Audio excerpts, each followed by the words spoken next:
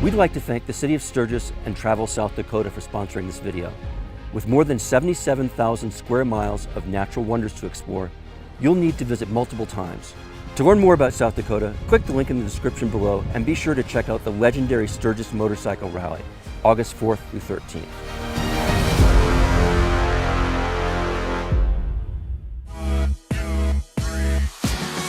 When people think of South Dakota motorcycles, they typically think of the Sturgis Motorcycle Rally, which is celebrating its 83rd year in 2023. It's a great event and you really should attend it at some point. However, South Dakota has so much more to offer than just the rally. So what we've done is we have gathered a group of adventure motorcycles to take them out and to sample the winding roads and the remote trails here around the Black Hills of South Dakota and the Sturgis area. Now, you may have already noticed we have 4 people and 3 motorcycles. What we planned to have here was a representative from every category of the adventure touring class.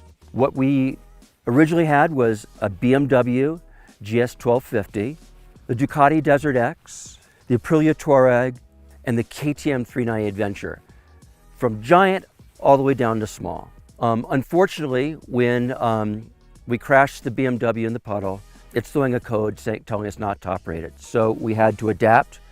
And this is an adventure trip, and it's not an adventure trip until you have to change your schedule. So that happened on our first day.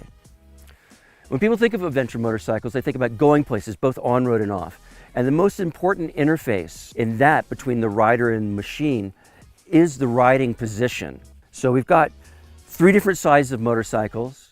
One's dramatically smaller, the other 2 are just, they're minor differences.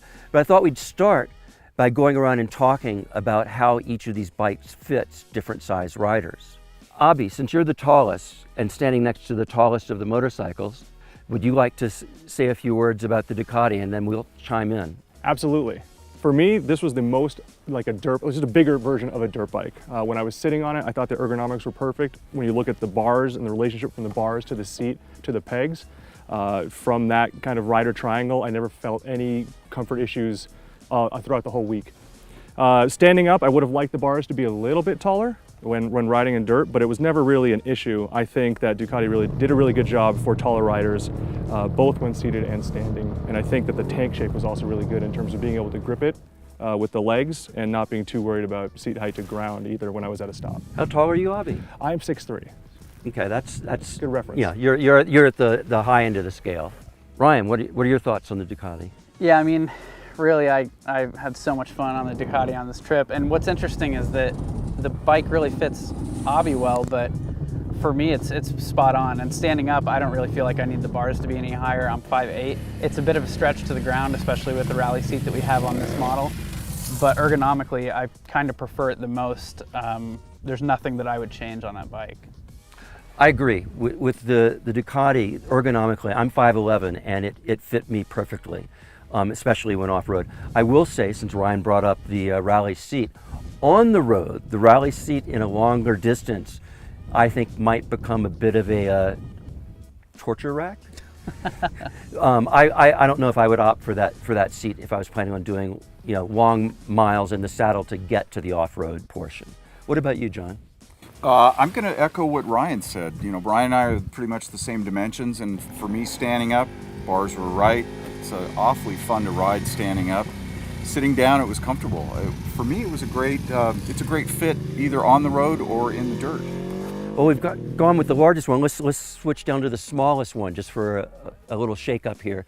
John, what do you think about the KTM from the ergonomic perspective? I've got a lot of good feelings about this little bike. One is it got me through some pretty tough terrain that I didn't expect it to do as well. It is almost impossible. I'm 5'8". It's almost impossible for me to stand up because the dimensions are so small. Sitting down, it was much easier. I agree with you there. I think that the 390 Adventure is just a handlebar bend and a handlebar riser away from being a really nice lightweight adventure bike, particularly in the off-road sections. The rest of the controls I thought were in the great position for me.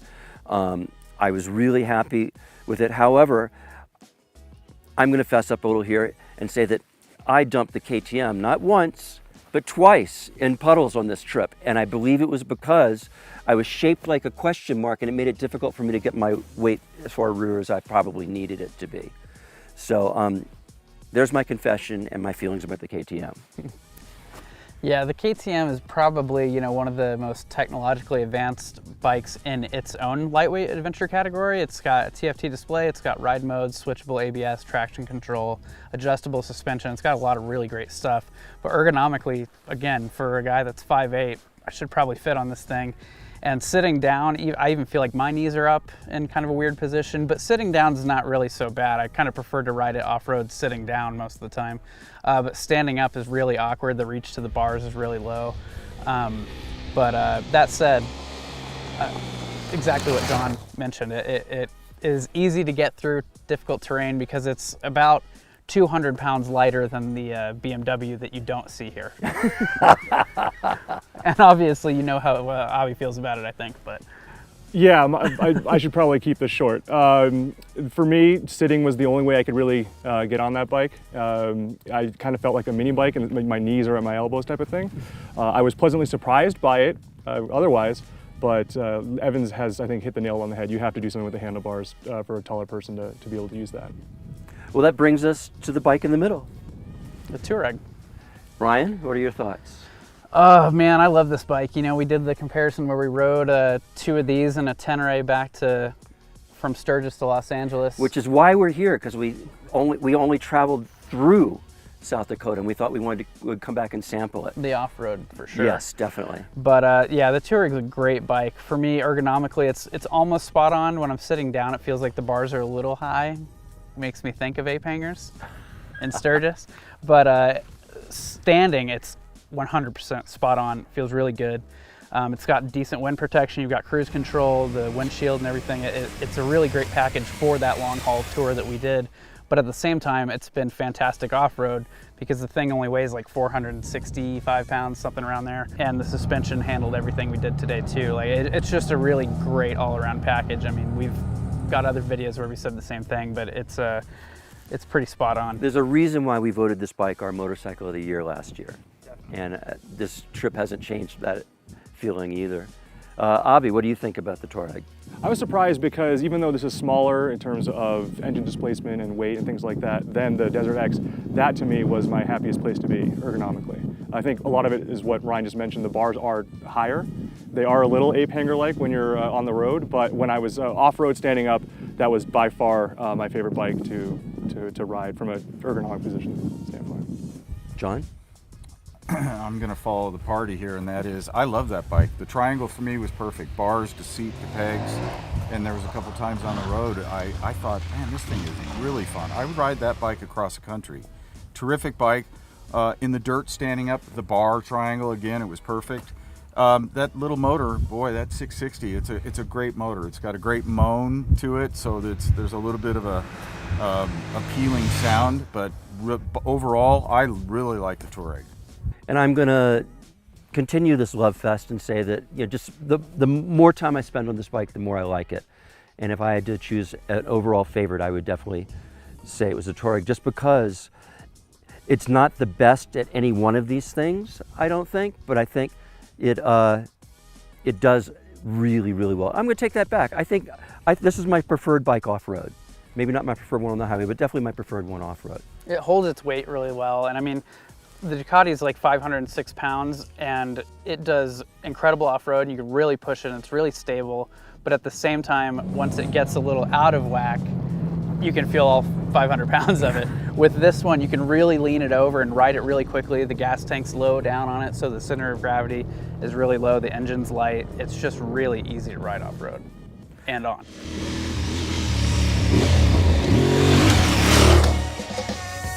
What do we think about the off-road handling of these bikes? I mean, which would you prefer in an off-road setting? Anyone want to start? For me, I really like riding these adventure bikes aggressively off-road. It's having an engine like this, you know, I mean, it's a dirt bike is fun, it's lightweight, but with an adventure bike, you have a substantial horsepower and torque increase, so it's just fun to rip on these things and be a hooligan. And for me, it was the DesertX for sure. That Ducati V-twin is an absolute ripper. It's so torquey. It's so much fun to just launch the bike over things, and it handles it. It handles it really well. The suspension is probably the stiffest, sportiest setup out of these. It's also adjustable, but it really does an excellent job off-road of keeping the thing stable and keeping upright. I mean, I would say I would concur with you in the sense that if you are at Ryan's skill level, I think that the DesertX is the way to go. It is by far the most fun. A lot of it is the engine and the way it delivers power. But I think, so those times I wanted to like follow you or keep up or be aggressive, this was by far the most joy. But overall, if it was a thing that I was going to buy for myself to experience off-road and maybe putt a little bit, the Tuareg would definitely do it. I think because of the lighter weight and the way that the bars give you that kind of control and able to leverage it out. It's funny, as the least experienced off-road rider here, I didn't think I was going to enjoy the DesertX as much as I did, but it's got that torque down low, and it can be really kind to you unless you pull its tail. And you know, I scrupulously avoided pulling its tail unless the dirt was extremely straight or we were on pavement. I expected when we got into the more technical sections that I would like the 390 Adventure the most, because I have a KLX 300 and I like a smaller bike for that, because me and Gravity off-road, we have a very intimate relationship, and so I thought it would be easier to pick up and easier to handle. The funny thing is, with the riding position what it was, I gravitated towards the Tuareg, and I found that it was my favorite in its off-road handling. You know, it has bottom end grunt for someone that's going slow like me, but when you do wick it up, it goes really nicely. Maybe not as abruptly or as intensely, that's the word I'm looking for, as intensely as a DesertX, but I think it's the most well-rounded of all of these bikes. You know, I ride a lot in the desert, and I've got a lot of off-road experience. The Ducati is really fun because it gets you out of trouble, but it can also get you in trouble. I found that the Tuareg was, you know, it's a softer motor, but with the suspension, it's just terrific. I really like the Tuareg off-road. But this 390, I rode through a lot of really muddy, nasty stuff. When we were riding yesterday, there was a lot of advanced riding. You had to be really conscientious of what you were doing. This little 390 doesn't get you in trouble, and it soldiered through everything I tried. Everything, no matter what. I was going through the middle of mud puddles. People going to the side. It's like, nah, I'm going to go right through the middle. It's a great little bike. I really like this. It doesn't get you in as much trouble, but boy, the other bikes, really, really competent. I think they're all great bikes, but this was a lot of fun.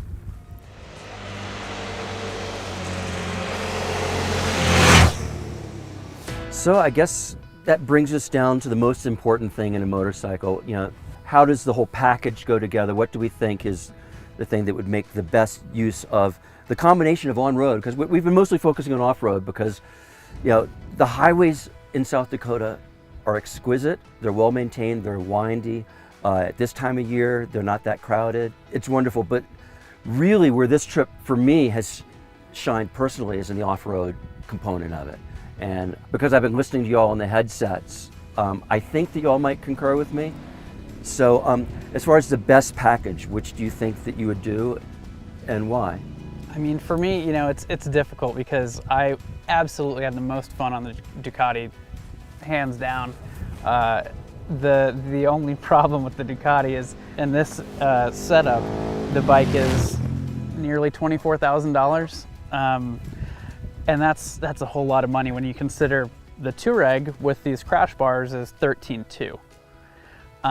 So it's you know, if it's not my money, the DesertX, it's just so much more expensive. It's really kind of hard for me to justify it, but I had a lot of fun on the Tuareg too. So.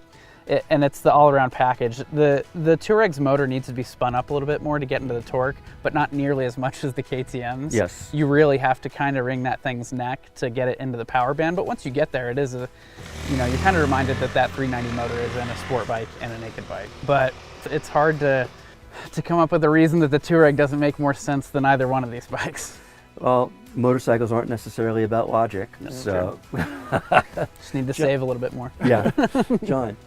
All right, the Ducati was, as I've described, kind of dating an exotic Italian girl. The exhaust system is in, we all talked about it, is it had a nice burble on, you know, for what came as an OE pipe. It had a really nice pitch to it. It had a great sound, you know, using the power shifter. And it just cost you $3,000 Yeah. extra from the base model. It's a quarter of a Tuareg. Yep. Yeah.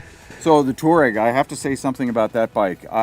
We were doing a lot of curvy roads coming down from Mount Rushmore, and I realized it just handles so nicely. It's not a bike that you have to make several adjustments as you're in a turn.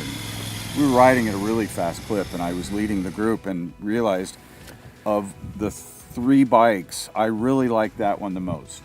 Now let me just talk about the KTM 390. There was a lot of times I was following these guys and realize you do have to really spin it up. It's 40 horsepower versus 80 horsepower versus 110 horsepower.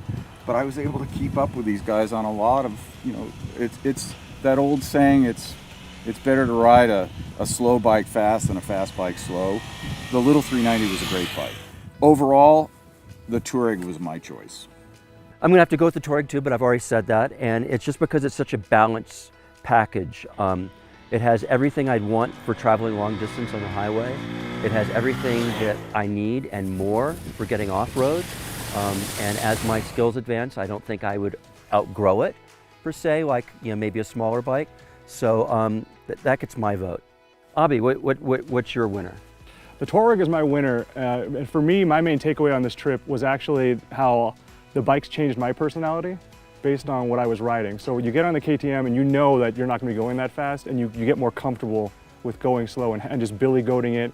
And then when you're in traffic, I didn't mind when I was behind someone on the KTM versus when I was on this, all I wanted to do was pass people. It's for me, it was really my riding style and my way of appreciating what South Dakota has to offer changed based on what I was sitting on. So whenever I was on this, it's kind of a hooligan, revving this a little extra, trying to get the backfires to come because it sounds awesome out of this pipe. Yeah, the quick shifter's great too. Yes, absolutely. Yeah, solid. The Tuareg is, though, my overall vote for a lot of the same reasons that these guys have described. I would probably spec it exactly like this and add a quick shifter and some bags, and I'd be set. I'd be a very happy guy.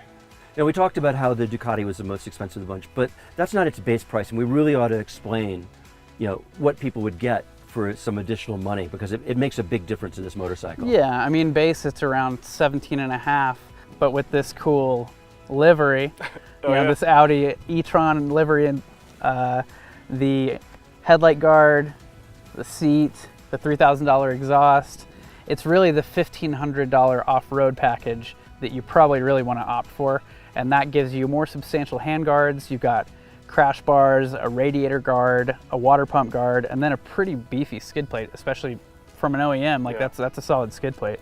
But that's probably what you really want to focus your money on. That said, this thing is sweet, the way it's set up, but again, it adds $6,000 to the base price.